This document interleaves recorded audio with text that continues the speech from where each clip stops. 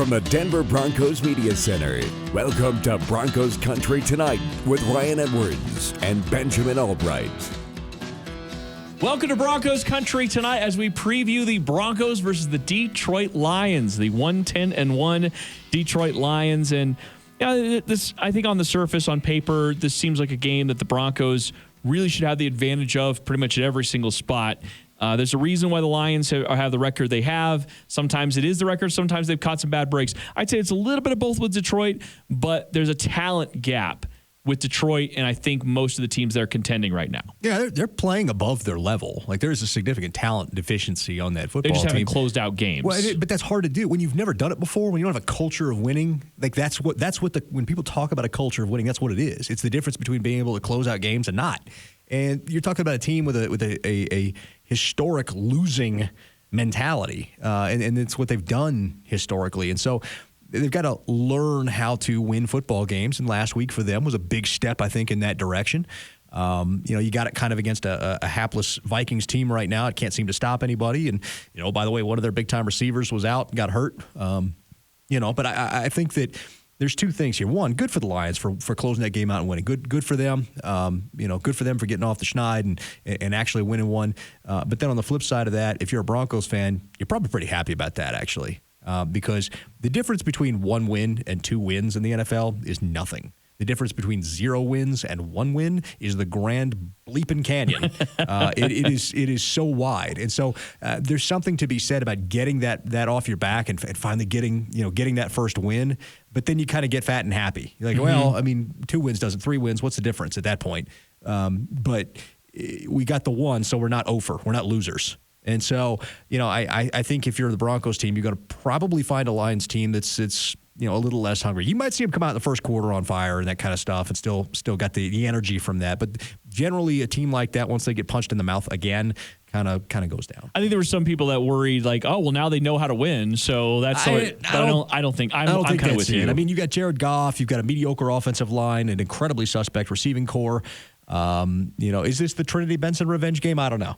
But overall, it's T.J. Hawkinson's their best weapon outside of Swift, who's not playing on offense.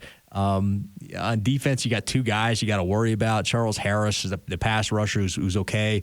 And then you've got, Aruye, whose name I mess up every time. No, that's Amani Oruwariye. Oruwariye at corner, and he's pretty good. You don't want to throw at him on third down. But other than that, I mean, you really don't have anybody that scares you on either side of the ball.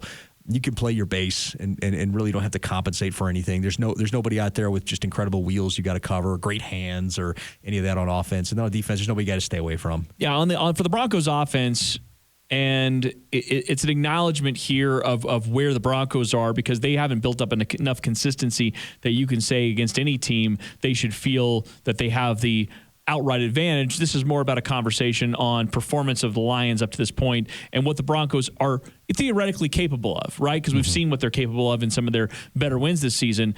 But this seems like that opportunity, lots being made in the press conferences with interviews with the players.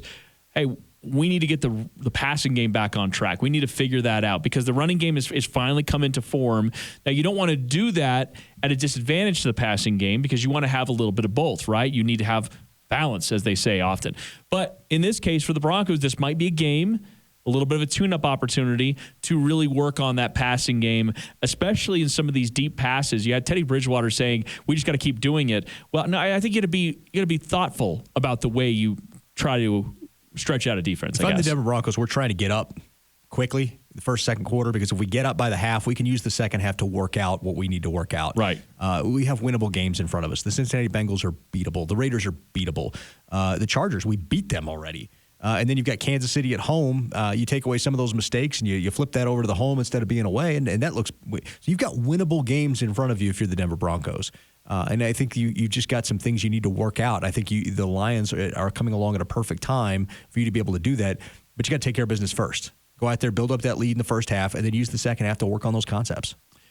By the way, Bryce Callahan designated to return. What can you tell us about his potential availability for the remainder of the year? We said when he got hurt that there was possible he could come back, but it wasn't likely at that time. Yeah, and there was possible that he played his last down as a Denver Bronco. Right. They'd like to if they make the play, they want him back because if they make the playoffs, they'll need him. That's the best way to put that. If they make the playoffs, they'll need him. If not, then Bassie and Ojemudia are going to get looks down the line because they need to figure that out. The corner situation next year is definitely Sertan and Darby, but then after that, you've got to figure some things out. Fuller and Callahan's contracts are up. You got to figure out if you're going to put money into those. And so you need to figure some things out. You've got precious little time to do that. And Callahan's never been healthy. Fuller hasn't looked like he's really the nickel that you need. He's more of a dime corner at this point. And so I think that, if you're the Broncos, you want to get a look at some of that youth in productive situations to see if maybe those guys are guys that could be your nickel or dime guys next year. Really quick here on the Detroit Lions offense. We mentioned it earlier. You're not going to see DeAndre Swift in this one, who's in my opinion, their best player on the offensive side of the ball. I like TJ Hawkinson. I think he's an all-around really talented tight end. And Amon-Ra St. Brown is a guy that we've been really high on. We talk about him on Sunday mornings on the fantasy show. But Josh Reynolds, Khalif Raymond, we know he's got some of that speed. Of course, he was here in Denver. And then, you have Trinity Benson. So you have two former Bronco wide receivers playing on that team, and then Josh Reynolds and Amon-Ra St. Brown. What do you think about those receiving options and how the Broncos match up with them? I don't think any of them scare you. St. Brown has a little bit of talent. I think he's a number 3 on most rosters. But 6'1", 195. Yeah, and he's a decent receiver, but I think he's a number 3 option on most rosters. In this particular one, just because of injury and lack of talent, he's probably the top guy. Khalif Raymond, he's got a little bit of speed. You do need to keep an eye out on that. It's not like Tyreek Hill where you need to put someone over the top every play, but you need to keep an eye out on it. Trinity Benson, we saw what he could do here. He's a capable number 5, a guy who can rotate in, get a couple of catches, but that's about it. And there's nobody on that roster outside of TJ Hawkinson that's really a consistent guy. In fact, that roster is one of the top 5 in the NFL in drops this season. It is. Drop passes. So that's kind of hurting the Detroit Lions, as well. On the Detroit Lions offensive line for a second here, they got some talent on their tackles. I think their bookends with Sewell and Decker are pretty talented. They've got the makings of a decent line, but they're still struggling a little bit in the interior, especially with McCollum there at center and Vaitai at right guard. They've had some problems with pressures there. So it seems like, once again, DreMont Jones, maybe big opportunity for him today. DreMont has been okay this year, but hasn't lived up to what I think a lot of people in the preseason maybe expected of him as a breakout player nationally. So that's something to kind of keep your eye on. Is this down the stretch going to be his time? The Detroit offensive line is good. It's not terrible. It's just not great either. So there's opportunities there to kind of exploit.